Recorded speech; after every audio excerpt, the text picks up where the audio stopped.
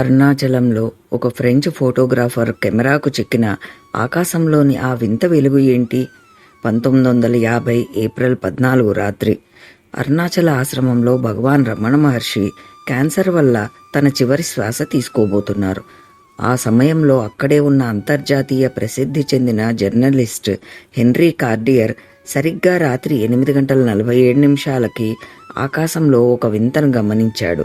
ఏ రకమైన విమానము లేని ఆ కాలంలో ఒక పెద్ద వెలుగుపిండం ఆకాశం గుండా ప్రయాణించి సరిగ్గా అరుణాచల కొండ శిఖరంపై మాయమైపోయింది. ఆశ్చర్యకరమైన విషయం ఏంటంటే అదే సెకనుకు కింద ఆశ్రమంలో ఉన్న మహర్షి కన్నుమూశారు. ఆ విదేశీ జర్నలిస్ట్ దీనిని తన డైరీలో ఇదొక నమ్మలేని భౌతిక అద్భుతం అని రాసుకున్నాడు. వేలాది మంది భక్తుల సాక్షిగా జరిగిన ఈ అద్భుతం నిజమని మీరు నమ్మితే వీడియోకు లైక్ కొట్టి మన ఛానల్ని ఇప్పుడే సబ్స్క్రైబ్ చేసుకోండి.